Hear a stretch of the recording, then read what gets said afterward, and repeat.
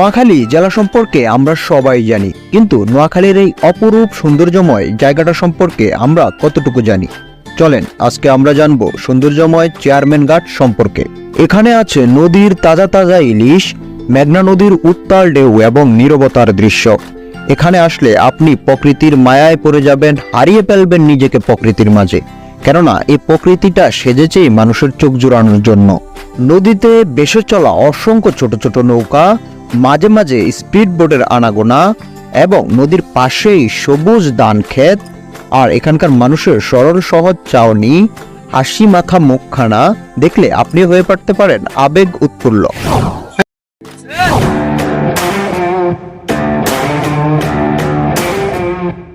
চলেন এখন আমি আপনাদেরকে ধারণা দেওয়ার চেষ্টা করি চেয়ারম্যান ঘাটের ইলিশের বাজার সম্পর্কে। আমরা সবাই জানি সামুদ্রিক ইলিশ থেকে নদীর ইলিশের স্বাদ বা টেস্ট একটু বেশিই হয়ে থাকে। বাংলাদেশে ইলিশের জন্য চাঁদপুর বিখ্যাত হলেও এই জায়গাটা ইলিশের জন্য অত্যন্ত বিখ্যাত, এটা হয়তো আমরা অনেকেই জানি না। মেঘনা নদীর তীরে এই চেয়ারম্যান ঘাটে প্রত্যেক দিন প্রচুর পরিমাণ ইলিশ বিক্রি হয়ে থাকে। তবে সবচাইতে মজার ব্যাপার হলো চেয়ারম্যান ঘাট এবং ঢাকা মাওয়ার ভিতরে অনেকটা মিল আছে। যেমন ঢাকা মাওয়াতে গিয়ে আপনি ইলিশ পছন্দ করে কিনে চোখের সামনে বাজি বা ফ্রাই করে সেটা আপনি খেতে পারেন। প্রায় সেম সুবিধাটা এখানেও রাখা হয়েছে। এই চেয়ারম্যান ঘাটে আপনি চাইলে এখান থেকে তাজা ইলিশ খরিদ করে অথবা হোটেল থেকে তাজা ইলিশ ক্রয় করে সেটা চোখের সামনে ফ্রাই করে আপনি খেতে পারবেন।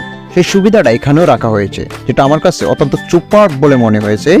এখানে পর্যটকদের আকৃষ্ট করার জন্য এটা একটা উপযুক্ত মাধ্যম হতে পারে বলে আমি মনে করি। বলে রাখা ভালো, যারা মাছ কিনতে এই চেয়ারম্যান ঘাটে আসবেন, মাছ ক্রয় বিক্রয়ের টাইপ সবসময় একরকম থাকে না। নদীর জোয়ার বাটার পানির উপর ডিপেন্ড করে এখানে মাছ ক্রয় বিক্রয়ের টাইম নির্ধারণ করা হয়।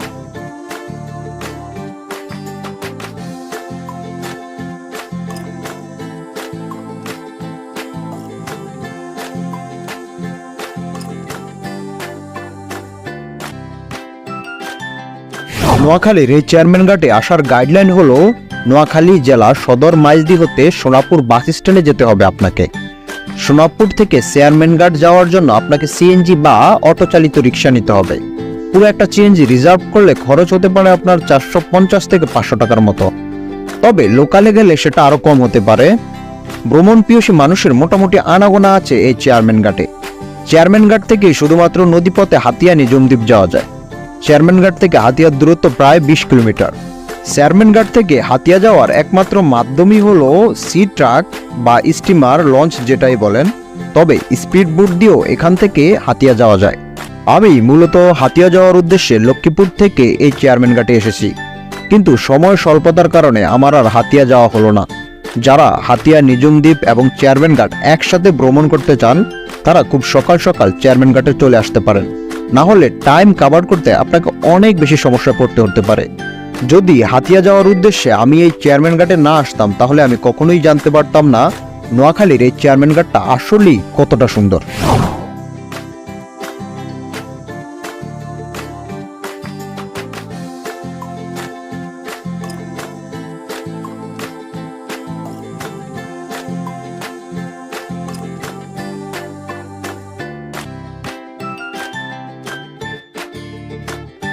চেয়ারম্যান ঘাটের পাশের এই প্রকৃতির সৌন্দর্য নিয়ে বলে শেষ করা যাবে না।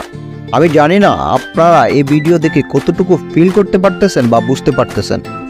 আমি বলবো ভ্রমণ প্রিয় মানুষের জন্য চেয়ারম্যান ঘাটটা ভ্রমণ করা একটা বেস্ট অপশন হতে পারে। নদীর পাশেই আছে সোনালী ফসলি জমি, নদীর পাড়ে আছে বালির আবরণ। বালির আবরণের উপর আপনি দাঁড়ালেই নদীর ঢেউ এসে আলতোভাবে ছুঁয়ে যাবে আপনার পা গুলাকে। আর নদীর উত্তাল ঢেউ, তার পাশাপাশি নদীর নীরবতা এবং মায়াবী নদী দেখার সাক্ষী হতে পারবেন আপনি এই চেয়ারম্যান ঘাটে আসলে।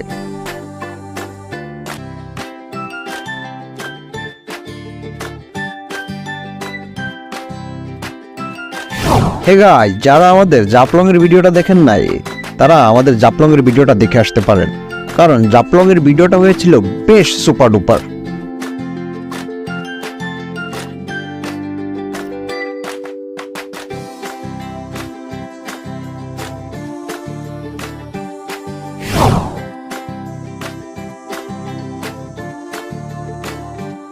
এখানকার মানুষগুলা খুবই সহজ সরল, এদের ভিতরে ডিপ্রেশন বলতে কিছু নেই।